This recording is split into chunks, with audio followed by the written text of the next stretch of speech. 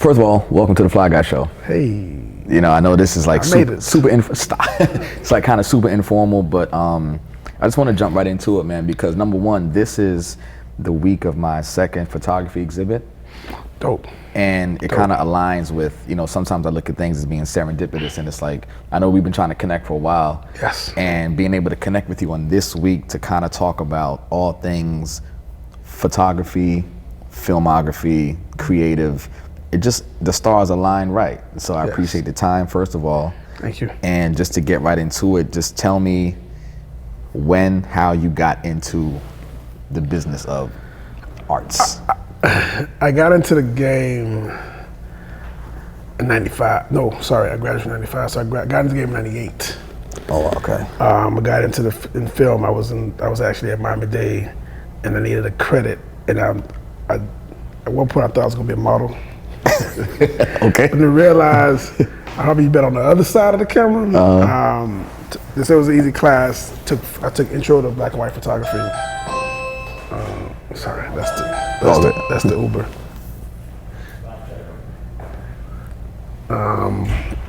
So I started back in 1998.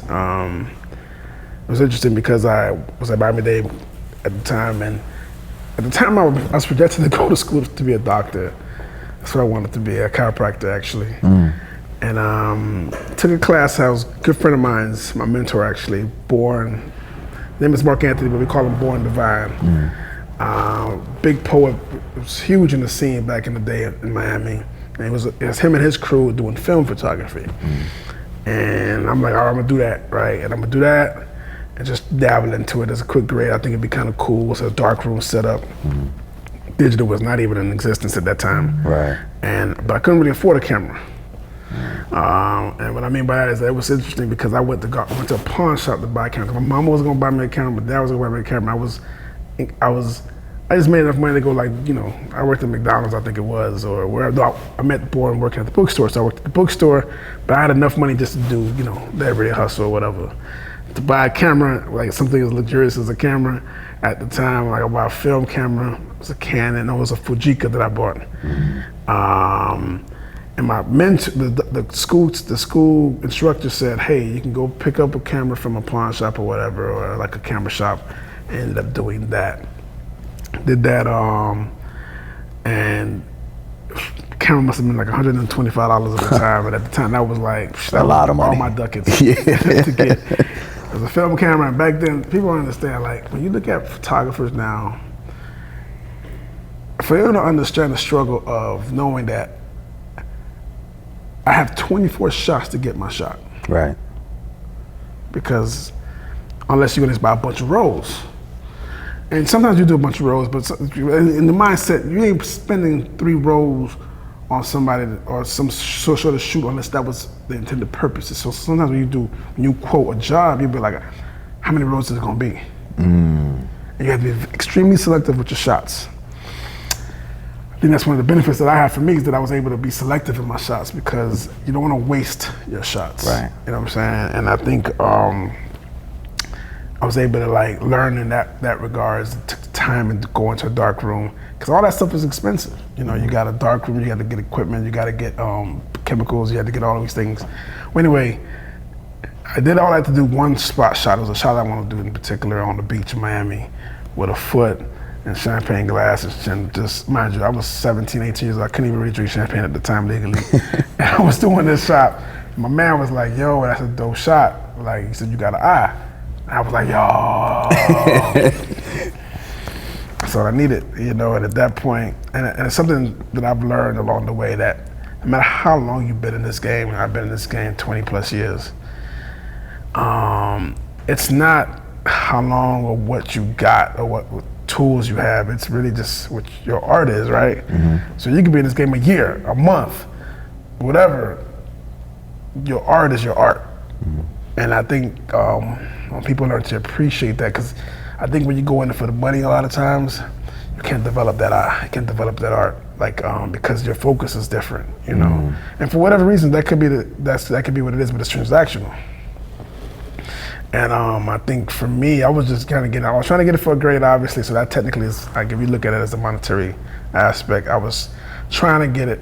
But I was trying to also I was trying to impress my who eventually became my mentor, I was like, yo, I want to do a dope shot. Because when he told me that was dope, every shot I was trying to do was trying to make sure he thought it was cool. Right. You know, so I can care less about anything else. And mind you, man, I'm gonna tell you right now, man, just think about it, I was broke. Man, I would have to bum off his rolls.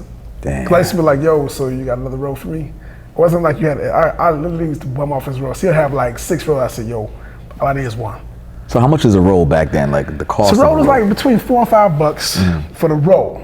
And then to develop it, depending on how you were developing it, it's another, you know, if you're developing your class, developing yourself, you're buying paper. So papers, for a pack of paper was like $20 for a pack of 8x10s, about, I think 10 shots, I believe it was. So it can get expensive. Right.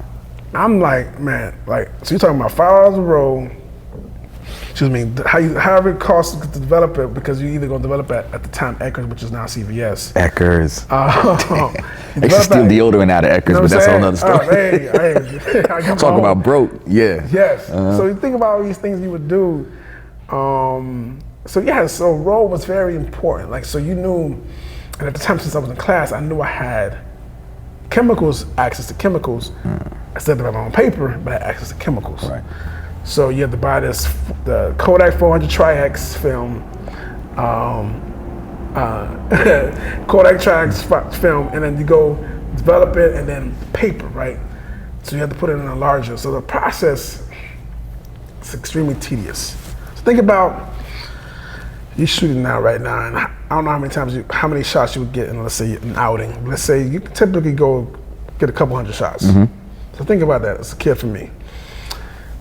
If you just say you get just 200 shots, that's 8 rolls of film. Right, just film. Film, and mind you, you're shooting it. If you don't know what you're doing, you don't know what you get. Right. So it's not like you get 200 usable shots. That's 200 shots. If it come out bad, come out too overexposed, underexposed, that's the shot. So you had to make sure you know what you're doing. Right. And then you get those shots, and at that point you got 200 shots, and then now you got to go through an enlarger and look at each one, or you make a contact sheet or whatever. Right. And make the sheets, and you go through your shots and boom, boom, boom, boom. All right, I think this shot is perfect enough for me to print, to invest the money to print the shot. And then you print it or whatever, and that's kind of how I started. And then from there, I graduated and going to college at UCF. I worked at Eckers. So I figured, hey, I'm gonna work where the supplies are. Why not? So my thing was, I shoot it. I worked there. I was able to get pictures now at a much more reasonable price. Right. Sometimes for the free, and then just get through that process, and then I would go and sell my pictures at UCF. So what I would do is I would take pictures, and then I would like the Greeks would go get like their invitationals and stuff, and I would go shoot. I say, oh, pose up real quick. I'll shoot them real quick, and I'll take it because print the photo, come back and sell it to them. That's my hustle. I was a photo man in college, right? Grew that, had a son. Then I saw a way to make money with it, but I still wanted to try to create my art. So I had these shots, and these shots that I would still have like these ideas about like what I would want to shoot. And I would, at times when I had the opportunity to try to shoot those things, I would go shoot those things, or like I would call some girls, some guys, and say, I want to try this, let's do this, or I want to try that. And it was such an explorative state for me as a photographer, because at that time I still film, so everything was still shoot, wait, until I had the money to go develop it, or get the chance to go to work to go to print it, and then to go from there. So it wasn't an instant gratification that you get now. Right. So it's not like you can go see an event, shoot it, and then either you have one or two options. One, you can go find, you had a place where you can go develop it yourself real quick, your own place at home, or you had to wait till you get the bread to go do it. To go down. So you think about all those things happening. So right now, I was just develop my process, so it made me become patient in my shots, and made me become selective in my shots. And I just kind of I've been fortunate enough to shoot so long. Just imagine shooting a wedding now with rolls, right? I shot rolls, and the wedding would typically take 10 rolls. Jeez. I just remember that because I'm like, you're getting 240 shots, roughly. How many shots in a roll? So it's 24. Okay. Unless you got a 36 roll, which was more expensive. So now you're talking about 36 exposure rolls, and if you get 10 of those, now 36 was, mind you, it's more expensive. Right. Obviously. And so that's always more. There's more, right?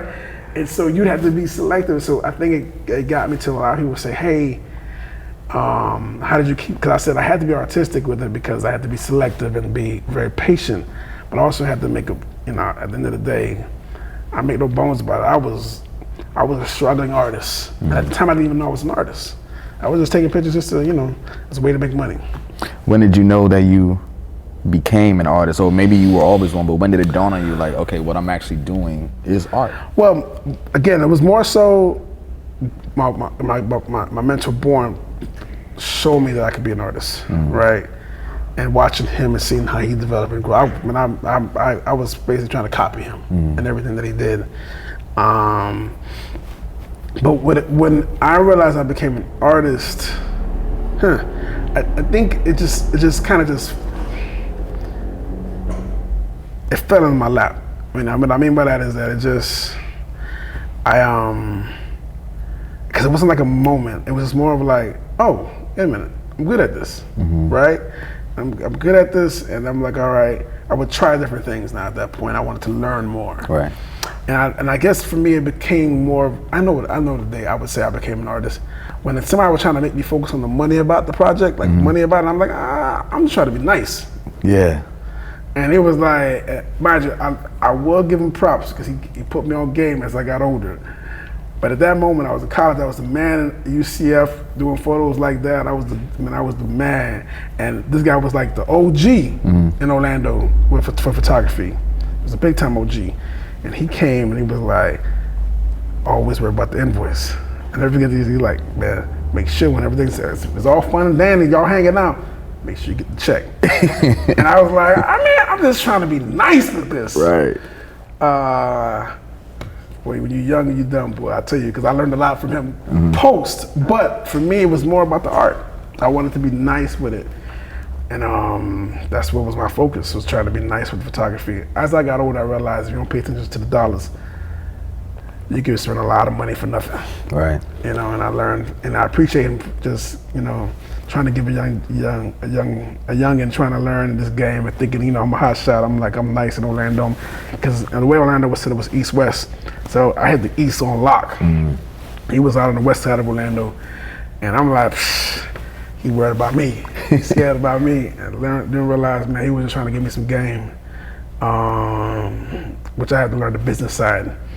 And I had a lot of learning opportunities throughout the process. So, it was kind of like, I think that's always a struggle in terms of art and being creative is trying to navigate the business side of it, especially Facts. if you have to do it by yourself. Because myself as a DJ, I've struggled with that since I started. I've been now in the business going on 14 years, and like you said, I just wanted to be nice. I wanted the people who DJ before me to respect me and think that I was worthy of being in this field, right? And it's the same thing with doing photography now. It's like I want people like you and Jonathan Mannion, who I've had great conversations with, to think that I, am worthy of being considered a viable, in the space. In the space, right? Yeah, I get it. So for me, I fell in love with photography in high school, right? And I had 2 elective classes, and it was one of only 2 A's I ever got my entire scholastic career.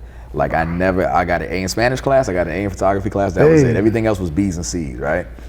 And it was actually, this is my senior year, it was Love Jones, the movie Love Jones, that kind of sparked the interest in it for me. Because if you remember the movie, there's these moments where when Darius goes to see Nia Long and he realizes that, oh, she's a photographer. She has her stuff laid out on the table at the crib. And even in the beginning of the movie, when they show like these black and white, these monochrome images, and it was then when I was like, yo, that's dope. Like I feel something looking at these images. So then when it came time to choose an elective class, and I chose photography, and then the end of the year, the teacher said, well, your final grade depends on a project that you do. So I did a black and white project about safe sex. And so it was myself, my girlfriend at the time, and it was like using film in the dark room and all that, about 40 pictures that told a story of going on a date, going back to the house, losing your virginity, but using a condom, practicing safe sex. That was the story, and I got an A+ for it. But then when I left and went to FAMU, when I got to college, I was really into rapping. That was my I thought I was gonna be like the next big rapper, right? And all my attention and energy shifted into just wanting to rap. So then, like, you were the man in Orlando, I was like the man, and me and my crew, we were like the dudes at FAMU, like from 98 to 02, right? So I never had the opportunity to really like explore the photography path, right? Because, you know, life went on its course and I got into other things, and the past 13 years I've been DJing, and then COVID hits. Can't go spin anywhere. And you know, you first of all, you kind of battle with your mental health and realizing that, okay, I really have no means of making an income right now. I'm used to entertaining people. I'm used to expressing my creativity as a form of therapy and earning a living also, and I don't have that opportunity right now. And then you compound that with the George Floyd protests and, you know, watching CNN and people dying from COVID every day and all these things. And then it just put me in a mental place where it's like, I haven't held a camera in so many years because I'm the one that's been photographed and videotaped for a decade.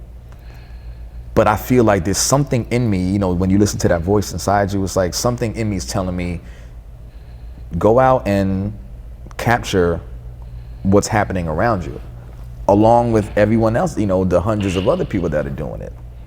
And that's how it really got started. You know, we're April 2020, a year ago, when I got back and got outside with the protests and everything and started shooting. And then it became the thing where I would send my photos to a couple of people and they would say the same thing, like your mentor said. They were like, yo, these are great images. Like, oh, you have an eye for this shit. And I was like, damn, you don't even know, like 25 years ago, I fell in love with this shit from back then. And then it became a thing about saying, well, I'm not gonna go around calling myself a photographer, but I know that I wanna continue to create visuals and do something with it, capture my life around me and just show people a different side through my eyes and my lens. Being that it's only been a year, I've gotten some blowback from people. In what regards? What do you mean? Oh, and like, you want to be a DJ, you want to be a rapper, now you want to be a photographer, you want to do merch, you want to do, like, pick a lane, do something, you know, like all that type of energy coming my way. And I'm like, why can't I just be a creative? And just create art in the different facets that speak to me. So when you say that you know you didn't get into it with money as the motivating factor, it's like the same thing with me. It's probably why in some instances I've been underpaid as a DJ because I'm like, especially early on, like I just want to spin. Like, nah, we'll talk about the money later. Send an invoice, all right, I'll get to it. Just let me, I just want to play. Man, I did that so many times, man, but I understand. You know?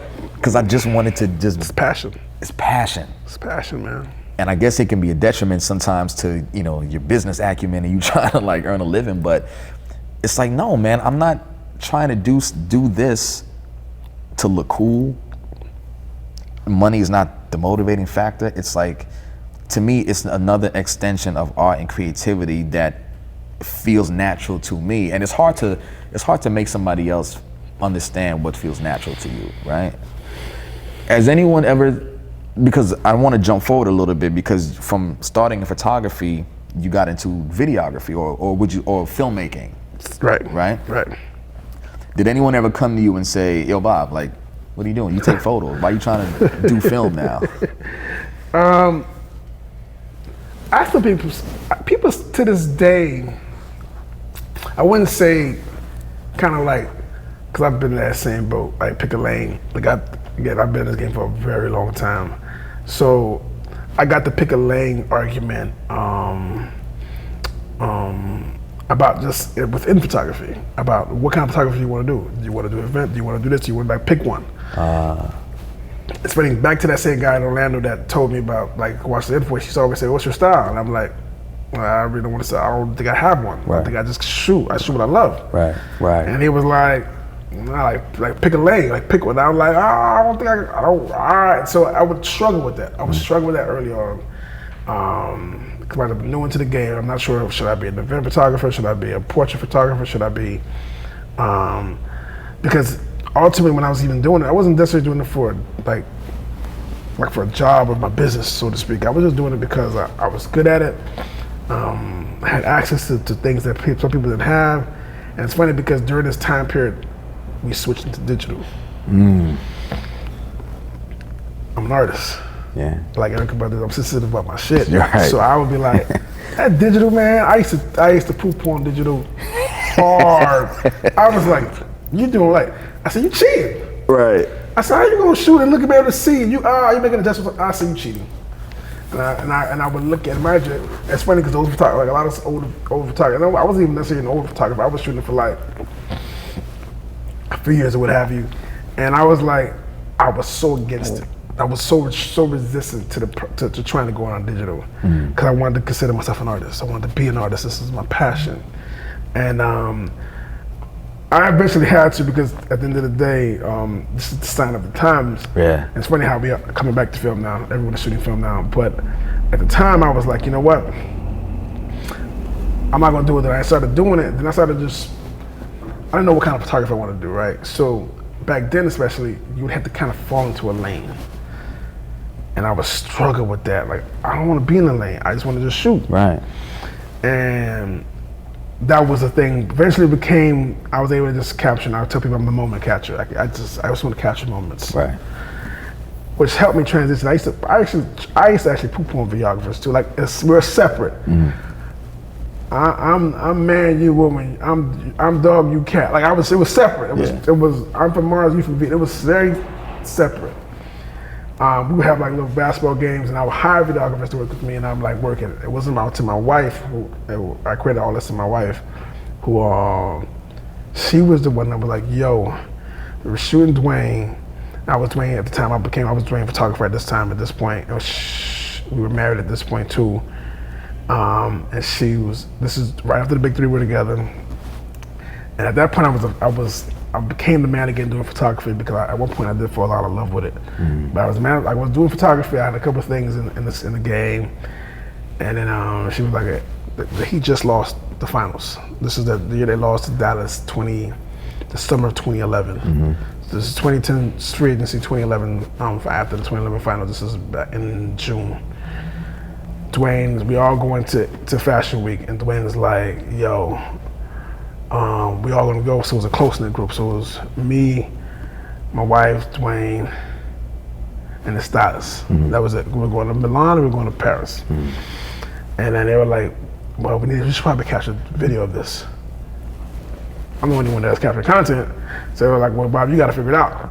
And I'm like, all right. So I gotta go get a camera that can do video. I can do video. I ain't know nothing about it. So this is 2011. I don't know nothing about it. So I go with Nikon. I was shooting Nikon at the time, and I picked up a Nikon, and I was like, I went to Best Buy, and they said, this camera can shoot photo and video. I'm like, I didn't know nothing about 4K. I didn't know nothing about nothing. All I knew, the one thing I didn't know was I needed to have a mic. That's the only thing I knew. Right. And it was a little shotgun mic the Nikon made on top of the camera. I think it was a Nikon D70, I believe it was. And I said, well, I can shoot this. I still have lenses for this, so I still got kind of lenses for this. I'm gonna shoot video. That was the summer we did. Dwayne had the Twitter hacker. This account got hacked on Twitter. And we were in Paris when this happened, and we're shooting content during this time. And we shot a quick little video. I got a little iMovie.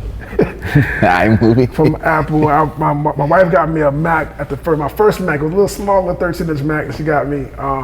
She's like, if you want to do this, I'm gonna try to help you out. I got it. I'm telling you right now, if anybody watched or loved anything that I've ever did, thank the missus. If it wasn't for her, because she got me straight and narrow a lot of times. But anyway, so she tells me we should make something. We should put something out. Never edited. Never did. I'm talking about. I don't do nothing. But I only do photos up until this point. Right. I don't do nothing video. 2011, summer 2011. We're in Paris, and Dwayne's like, "Yo, let's do a video to send out to the Twitter hacker." So we do a little video. I pop it up, put a little tripod, boom, boom, boom, and we just letting it tape. We just letting it tape. And he addresses the Twitter hacker. I cut it up a little bit. I'm taking a little. I don't even know if it was a YouTube university or whatever, but it was. I figured out how to cut a little 5-minute clip. Or it was basically like 2 long clips I just spliced together because it was a jump cut, which I learned what that was. What that was later. We posted it. The amount of views it got, because it was on the news in the States. Oh. The amount of views that it got. And I'm like, I've been doing photography for a long time. The attraction and the emotion, like you said, the emotion, that the thing you feel when you took a photo, the emotion that I got from watching how people just reacted to just, and to me, I'm not gonna lie, I look back at it now and I probably shouldn't have felt like this, but at that time, I'm like, man, this was nothing. This ain't no, I used to clown it, I used to be like, this ain't no art. I just took two pieces and put it together. Well, it's not like a photographer, I'm painting, I'm like, wait a minute, but the amount of attention that it got sparked me. I was like, yo. Imagine during this time, this whole entire time, I'm filming behind the scenes stuff because I got access. Right. I'm doing photography, so I'm doing photography and video. So that's how I'm learning for the video. I'm learning video while I'm doing photography. Yeah. So, a couple of things that were in my advantage. I had a great subject, I had access, and I had a knowledge of like art and composition already enough to help me throughout the process. So I was filming this whole time, and I came back and I took Apple used to have these classes where you would go like learn like the programs on your computer. So I'm like, I need to learn iMovie because I got all this content from this trip. I wanted to put together a little piece. So he did a piece called was Dwayne Wade, the making of a fashion icon or something like that. I didn't know anything. I didn't know nothing about B-roll. I didn't know about. I was just filming just raw chunks. Just raw chunks. I didn't get like while Dwayne is sitting there panning the shot. I didn't get none of that. Damn. You know. But at the end of the day, the content was the content, and I tell everyone at the end of the day, content is king. Regardless of, be mindful of the content first. What do you mean? What I mean by that is that content trumps everything. So you can have something beautifully shot of this horse running down the street. And that's what you have, and it looks beautiful. You're shooting 4K 120. You got some pan shots. You got a jib. You got a jib shot coming in. You got drone. Like you got it looking beautiful.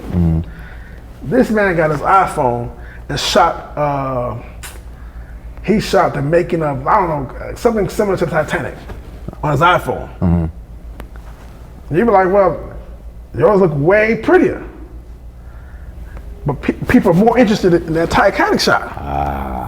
So that's what's going to It's move. the actual, the what's there. Yeah, what it is. What it is. That's that. So it's a phrase that a lot of artists, and I've used it now to this day, content trumps everything.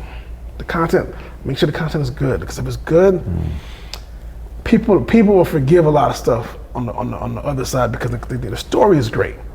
People forgive mistakes. Yeah. They'll forgive little mishaps. Because I remember I shot, so for example, I got 2 documentaries now. It's crazy. I was a photographer and I got 2 documentaries. I look at that. And it's funny, I remember when that first one aired, it was a docu-series with Chris Paul when he was going from the Clippers to Houston. Okay. It was a shot of him and Jay-Z. So it's one of these shots of the wall here. And Chris is like, yo, we're gonna shoot, I'm gonna take you, Jay's gonna shoot the album for. At the time, we didn't know what the album was. He's doing his new album. And so we're gonna come, I'm gonna talk to him about I'm about to talk to him about my free agency. And I'm like, all right, sure. She does the free agency, and then somebody can tell you something like that, right? But until you are there, it almost won't hit you. So I'm there and I'm in the moment and not realizing that I'm in a very special moment. This is Jay-Z. He's at this time letting us all hear the 444, which at that time was something that if you would have told me, Lil Haitian Kid from Miami. It's funny because that moment was so special because it's very private. And you see, like, it's funny because my guy who helped me edit it, he did it all in black and white, so you could it's a moment.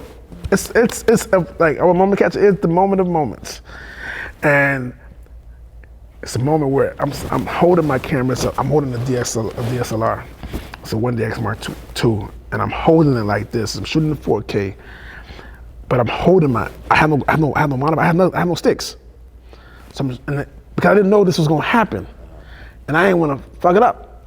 I ain't want to be like the guy. Hold up, guys. Hold up. Let me go grab it. Oh yeah, you don't want I can't do that. Right.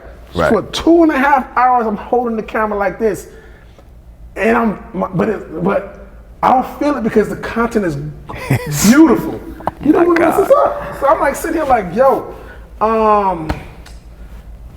wow. Cause I'll never forget it. The next day I called my editor, Yuri, and I'm like, yo, and I tell him, and we ended up cutting a little piece together, and we put a little montage of the whole week, the whole trip of the sizzle that I was working with.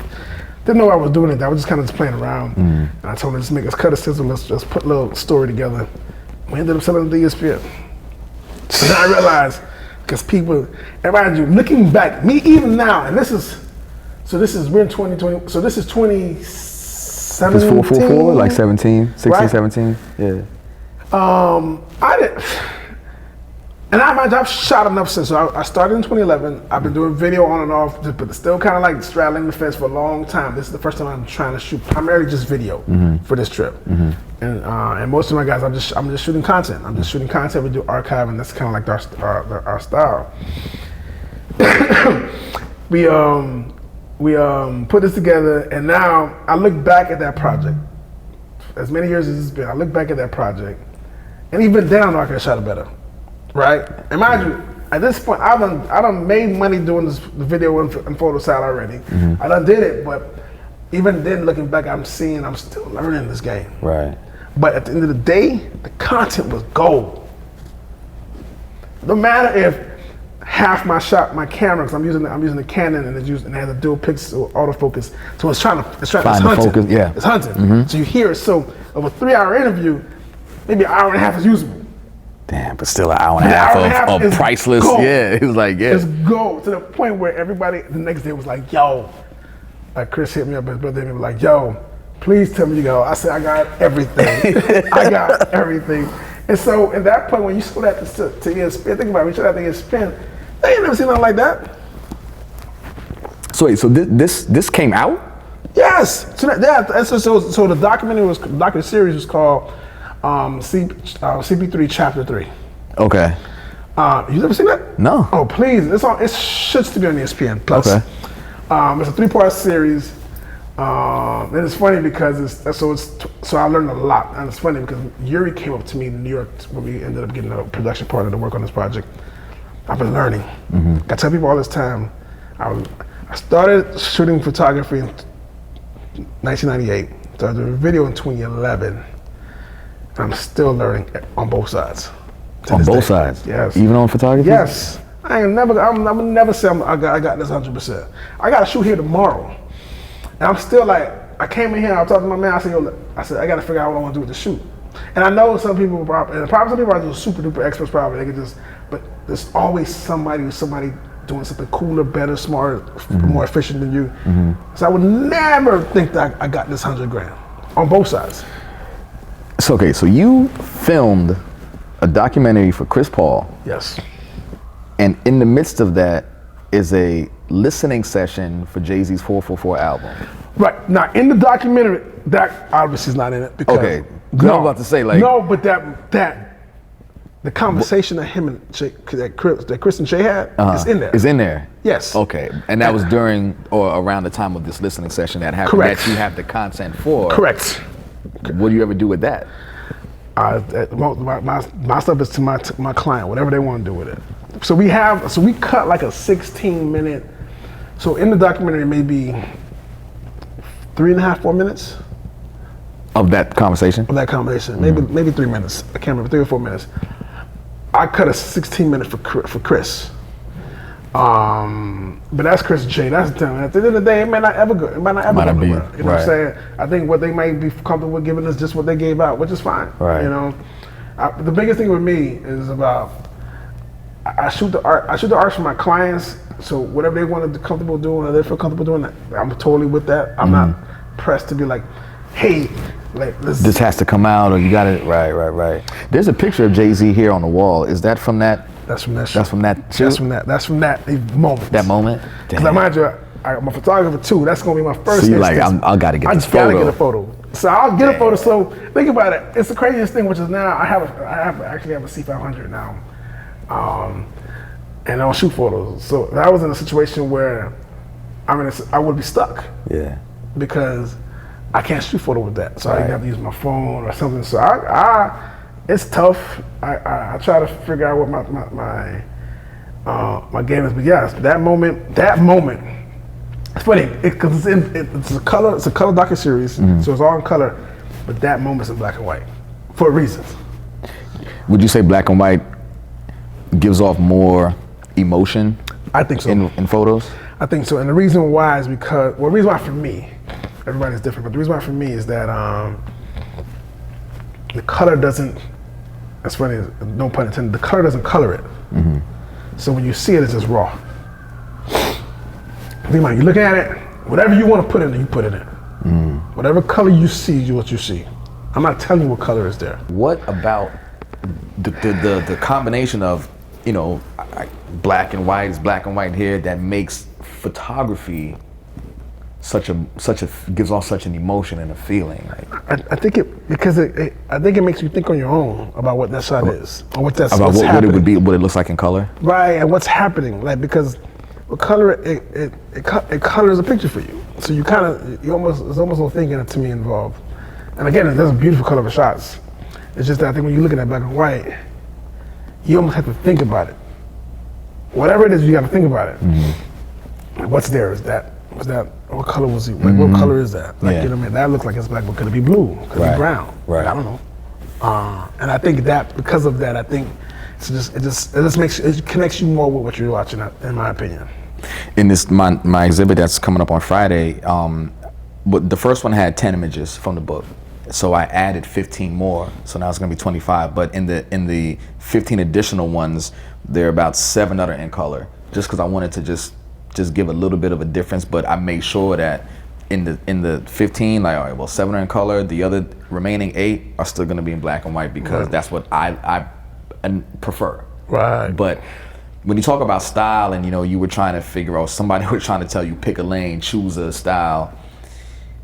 When I think about that, I always think about, I know what I don't want to do as far as photography goes. Like, I know that I have no desire to take wedding photos, right? I have no desire to take landscapes per se. I know I'm more rather focused on candid moments,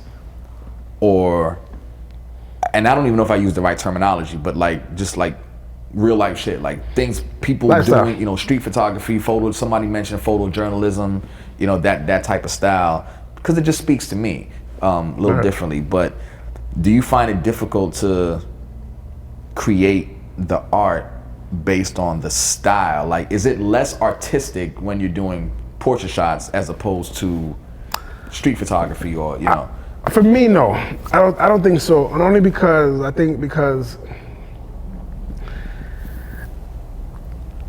artist is always going to be still you.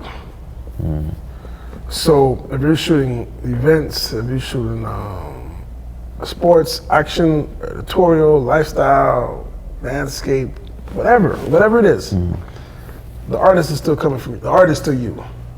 So whatever you're doing to put that art out, I think is the art. So it's not like, I feel like if you made me do lifestyle, or you made me do weddings, if I do baby pictures, it's gonna be artistic. I'm gonna make it artistic as possible. Right. That's my flavor. Right. So that's funny. It's funny you said that, because I think when someone asks me what's my style, I say my style is to create. Yeah. My style is just to create emotion. So whatever I gotta do to create emotion. So I've had to, because I was in the visual space for so long. I've done all the mediums. I've done weddings. I don't do too many weddings now at this point, but I've done weddings. I've done events. I've done it all. As a photographer. As a photographer. Okay. Yeah. And it's funny because of that, I'm super confident in my photography, and I'm super confident in the moment. Like, I think, don't ever let anyone and I tell all artists, don't ever let anyone tell you you've been in this game too short of a time to really have a name, because at the end of the day, I feel like I've seen some dope photographers that have only been in the game a year. Like, dope. I'm talking about like exciting dope. And because their eye and their hunger and their passion is just different from what I've ever seen. And I'm like, that's the trick. Right. I think guys have been in the game 20 plus years and look stale. The only thing that the age of the game I feel gives you, the only thing, in my opinion, is technical and the technical, overall technical. So you could be in any situation and can kind of get out of it. Right. But it won't make you artistic. If you ain't artistic and your art will never be artistic. Yeah. You might make technically sound. Right. Light is perfect. Right. But ain't no art, ain't no soul. Soul. Behind it. And it's funny because I'm a music. It's crazy that you filming me as an interview, as a photographer, cinematographer, like visual artist. Man, if you knew how long I wanted to be a DJ. For real? Man, Seriously? I used to make mixtapes since I was in 7th grade. I used to make mixtapes. Damn. And I still used to I made mixtapes all the way till in my 20s. Like, have my little. So it's crazy. I'm really into music. I've always been into music. I was in the band, and I feel like when you listen to music, there's different. Like you can listen to music in different ways, and the higher. Like I'm real big about getting the right equipment because you want to hear things that's supposed to be there. I've gotten into photography and my cinematography because I want you to see things that's supposed to be there how I see it. Right. Because that's an artist. You want the artist. You want your art to be shared and explored the way it's supposed to be explored and shared. You know. So that's. You know. How did you become Dwayne Wade's photographer in the first place? Like, how did that even? My wife. Again with the wife. Hey, I'm telling you, like I said, if it wasn't for her, a lot of things I might not even know. I might not even care what I had to say. But she gave me an opportunity to go present to him an idea. She's like, I think you have to keep it good for this. Doing photography for him because I think he wants to do it, and I think you should try to like put something together to show him. And I was a businessman, so I was in sales. That was my day job. So I knew I came from the world of proposals and stuff like that. And that's kind of how I proposed an idea, and I told him I'd do it for free. Wow. I said the first year I just want to just show you what I can do. So the first year? First year. I did the first year. I said just cover my expenses. I'll take care of it. So yeah, I did all. I said it's crazy. There's a value in free people, which is, I'm not saying you don't do that, but there's a value in free. And what I say by that is that I was still, not many jobs, not many. There's a value of, I would still take some opportunities that are way less than my rate right now. And I can ask pretty much anything now at this point. I would still take some opportunities because the opportunities speaks to me. Right. And that spoke to me, and I've learned from that. And I've done other jobs since then to this day where I want to create first. That's still to this day. I learned the business side and I got someone that handles business for me, and they help me out with that to make sure I stay on the up and right. But the art is always gonna be paramount for me. Yeah. Always gonna be paramount because I did Dwayne for free. Obviously, it was his agent. God bless. Every time I actually his anniversary, his birthday is today. He was the one that he was like a father figure to Dwayne, and it was also my wife's boss at the time. And she was like, he saw me working one day, and imagine if I'm not getting paid, I'm gonna work the same, right? And he was watching me, and he was like, yo, Bob is busting his ass, like, yo. And he reached out to, we were like, yo, we need to take care of him. And that's kind of how I became like more official, in a more official capacity. And from there, I give props to D because he's been always in a situation to always edify me and always put me in the right place and always say that like yo, that's my guy. He's nice. Yeah. And at that point I had to do the work, but he would always be like, you know, pushing me. And he always, once we became official, I just made sure I just kept improving. Like I said, I would never think I'm too nice in this game that I can't learn nothing. I would never think that. I think while I got a camera, while there's new cameras coming out, I'm like, oh, this camera good. I would teach myself or learn new things. I'll ask, like I have a lot of people on my team that work with me, and I'm like, I'll watch them do something and I see their images, and I'm like, yo, what you did? Like I'll ask, I ain't no ego in me involved where I can't ask for help or ask how you did that, because technically at the end of the day, I'm gonna have a technical side. There might be things to my artistic level as I continue to develop and grow, because I think that's something that should never die. And it should never be, it's not cookie cutter. So it's not like, once you get to this size, you're good. You know what I'm saying? You get to this side, then you see new things and it starts to grow. And you're like, oh, I didn't know I could do that. Oh, I didn't know I could do that. And I just keep doing that. I just keep in a situation where I'm like, hey, just figure it out and just grow and just learn. So with Dwayne, I ended up getting Chris, and with Chris, I ended up doing stuff with Jimmy Butler, Carmelo Anthony, a lot of the NBA, Serena Williams. Like I just, and I just continue to try to just let people know I love doing this. When it's all said and done, when you put the cameras down, you retire, what would be the lasting legacy or impression that you want people to say about Bob Metelus' art? I felt something. Like when I saw it, I felt something. That's all I want.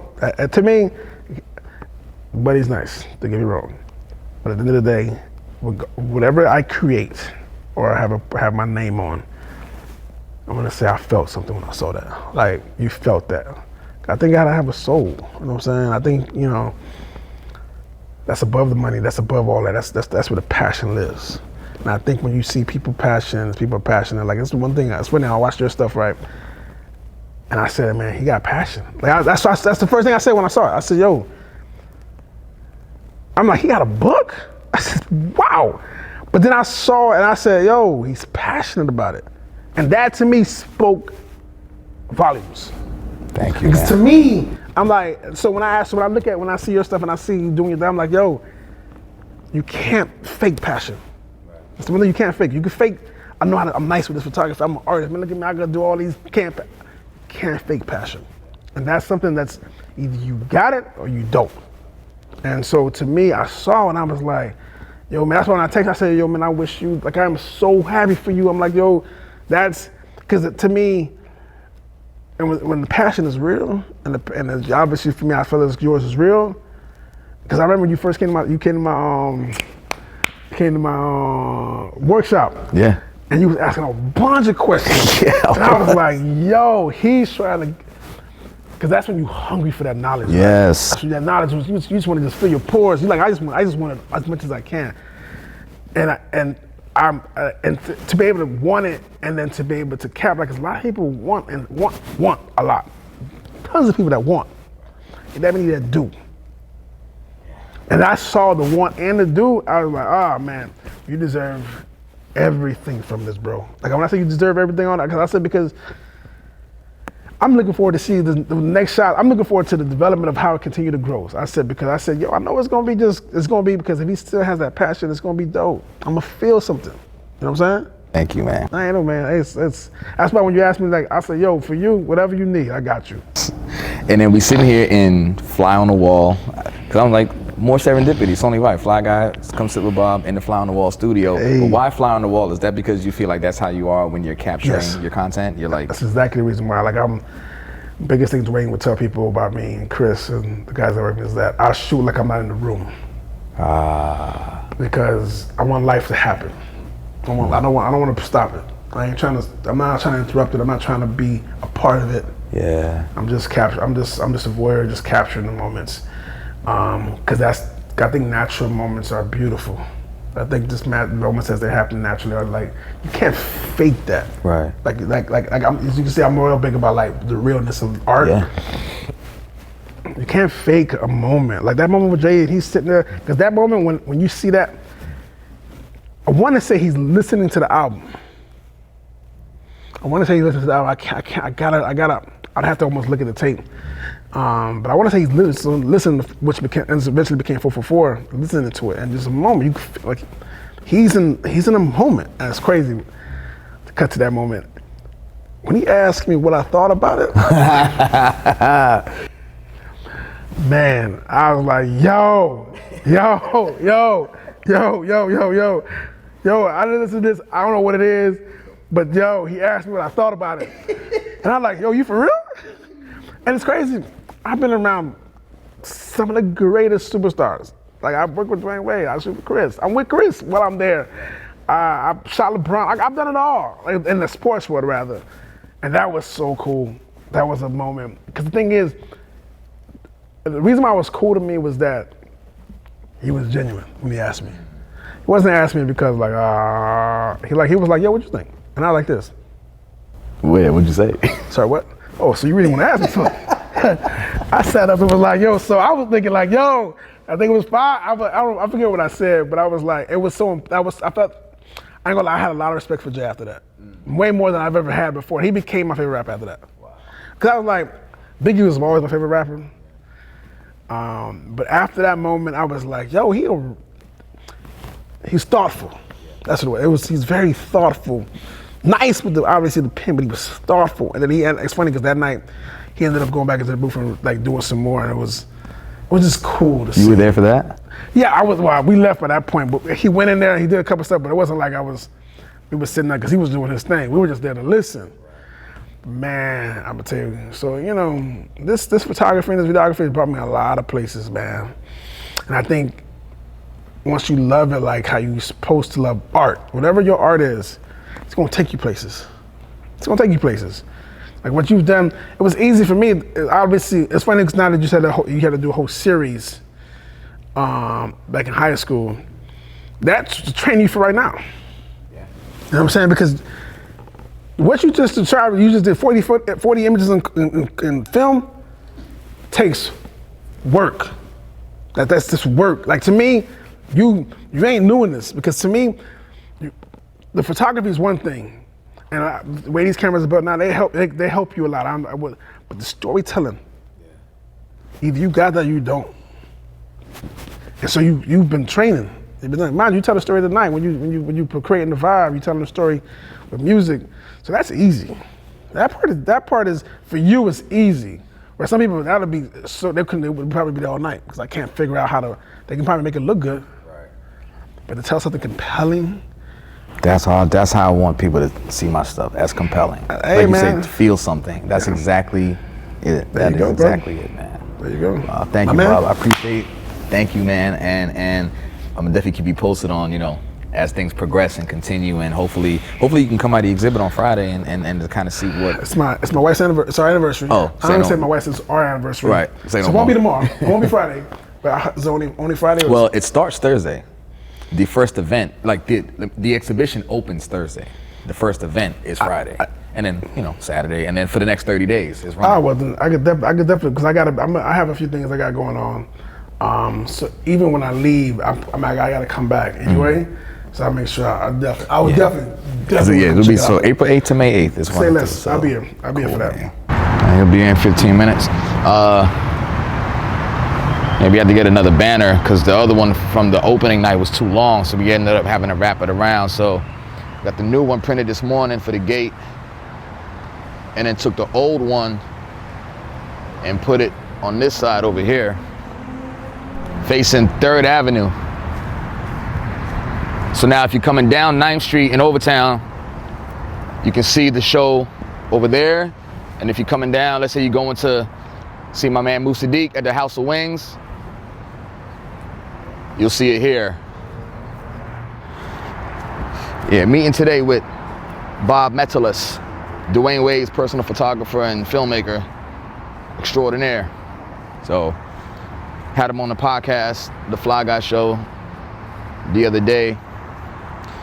And I told him about my exhibit to Miami with Love, and he's like, yo, before I go back to LA, I want to come check it out. So he's about to pop up, and we're gonna have a one-on-one tour session. So come on back. Hampton Art Lovers.